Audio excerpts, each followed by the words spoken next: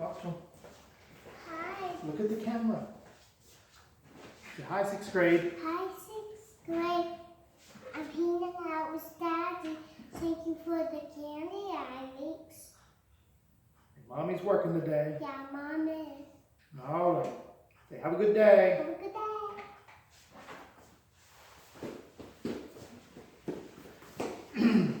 All right, 6th grade. If you are not yet done with lesson 9 in language, then you should not be watching this video yet.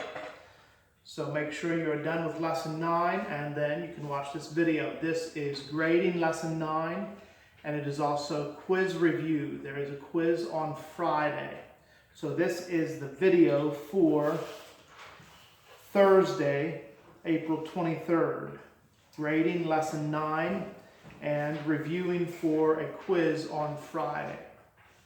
All right, here is the diagram. You do not have to grade this one or keep track of the amount wrong, but see how you did on the diagram number 21. This is what your diagram should look like. And it's basically a sentence with 2 prepositional phrases.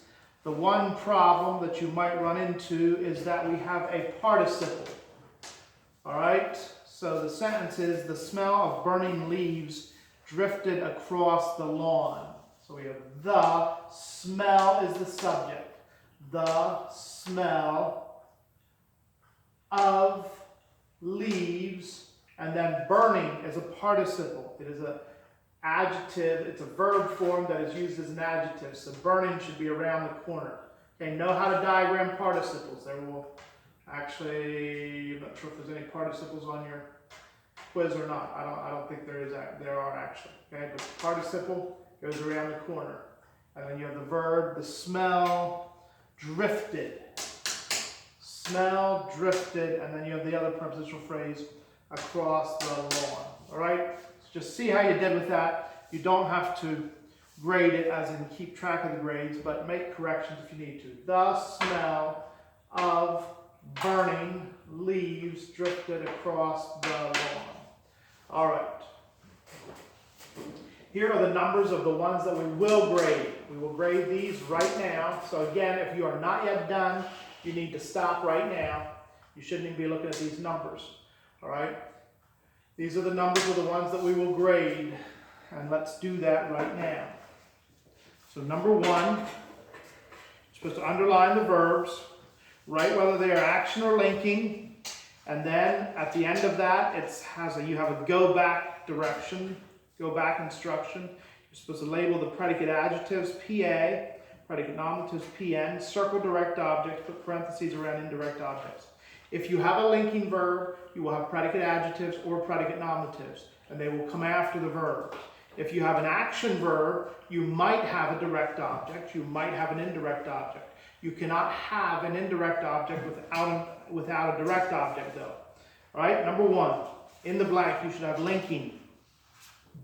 The verb was underlined, and you should have PA on top of blind, deaf. Blind, deaf are linked to Helen Keller with the linking verb was. So linking in the blank, was underlined, blind, deaf. Again, any extras are 1. Anything that you miss are 1. Okay, please grade it accurately and honestly.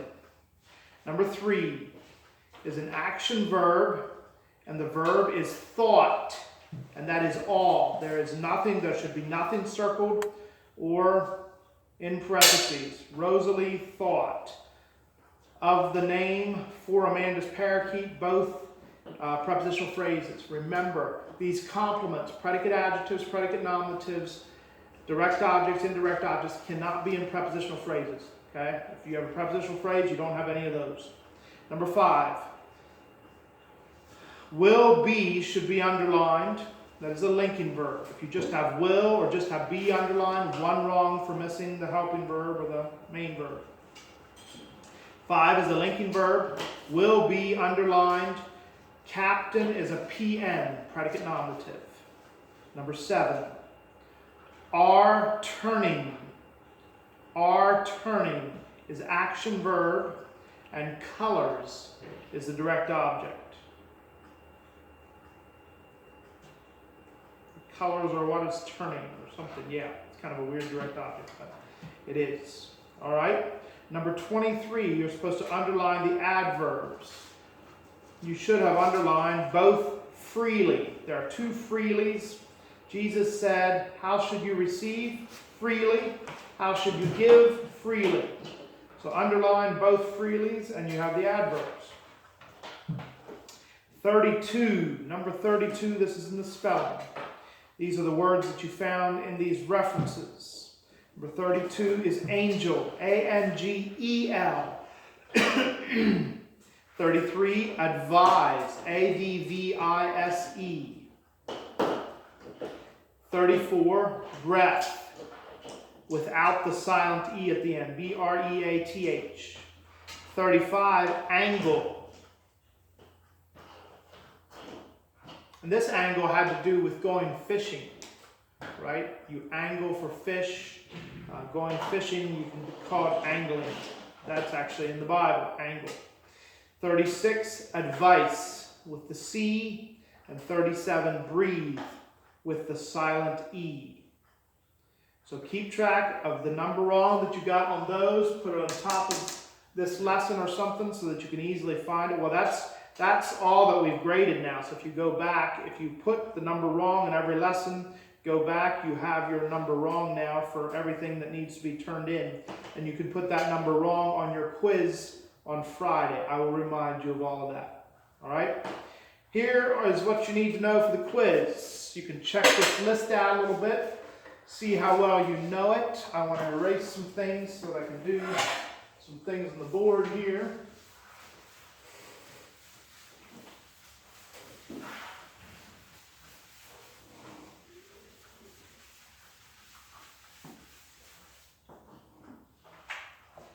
All right. Diagram, or you need to know conjunctions. This is all on a lot of this stuff is on your reference sheet, and you're allowed to use your reference sheet for your quiz. All right. Reference sheet, look under conjunctions. It has both coordinating conjunctions and correlative conjunctions. Okay, the correlative conjunctions are those pairs, either or, neither nor, but also, and, or and but also, and there's a couple phrases there, but they're on there, okay? Know how to diagram them, okay? The coordinating conjunctions, and, but, or, nor, for, whatever, you know how to diagram those basically, okay? The correlative conjunctions, if I had a sentence like, you will find Ellie either in her sandbox or on her swing, all right? How do you diagram either or with those prepositional phrases? So you have the prepositional phrases in her sandbox or on her swing, okay? And so to diagram that, remember how you do that? She is either or on your dotted lines, all right? You would have the verb will find is the verb. I won't put the subject here. So you will find her, Ellie, either in sandbox, her, or where else? On her swing. On swing her. But mostly I have this so that you can see how to diagram correlative conjunctions with prepositional phrases. You will find her either in her sandbox or on her swing, right? If it is just a compound subject with those like either Alex or Aaron is up next, either or, you would have your subject, Alex, Aaron in the rocket, and then either or just in the area of the dotted lines there on the rocket, all right? Conjunctions. Use your reference sheet, people. Some of you. Never use your reference sheet, I don't think. And all this information is on there. All you have to do is look. Look under conjunctions. It won't show you how to diagram, but it will tell you what the conjunctions are. Complements. The complements are your predicate nominatives. On the quiz, there are no predicate adjectives. It's just predicate nominatives, indirect objects, direct objects. Know how to diagram them. By now, you should know how, and I think there are examples of diagrams in your reference sheets. All right? So I'm not going to say any more about that. But know your predicate nominatives, indirect objects, direct objects, and how to diagram them. Appositives and how to diagram them. What is an appositive? An appositive, so far you have learned that an appositive is a noun or pronoun that renames the subject without a linking verb. So if I would say,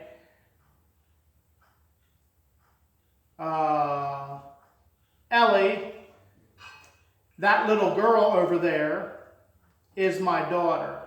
What is the appositive in that sentence? Ellie, that little girl over there is my daughter. Okay, I'm talking about Ellie. It's not a noun of direct address, but Ellie, the little girl over there, is my daughter. So you have Ellie, right?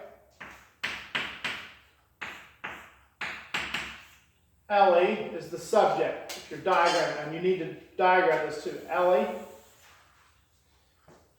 the little girl. What's the appositive? What renames Ellie without the linking verb? The little girl, girl, right? In parentheses, on the same line, on the subject line with Ellie, you would have girl. And have the adjectives the and little with girl. This is your appositive phrase then. The little girl. Okay? So you have Ellie, subject, girl, the appositive, and the little as your adjectives with the appositive. You also have, what did I say? Is amazing or something like that. You would also have a predicate adjective at the end there. But this is an appositive, right? A positive. And that's how you diagram it.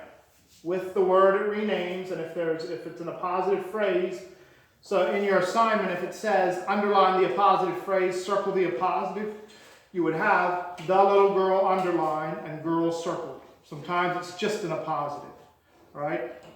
That boy over there, Glenn, is my brother, right? So the subject would be boy, and Glenn would be the appositive without any phrase. You would just have to circle Glenn there. So appositives, know that. On your reference sheet, you will find appositives under nouns. Appositives are nouns, okay? They want the definition for all these different kinds of nouns. They want the definition, and these are all on your reference sheet except for the noun of direct address. Okay, but they want the definition for predicate nominative, indirect object, direct object, and appositives, and noun of direct address.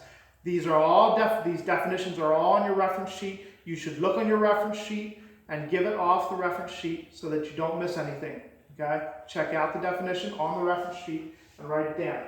And the definition for noun of direct address, and you will need to know this, and this is not on your reference sheet. Noun of direct address is simply the name of the person being spoken to.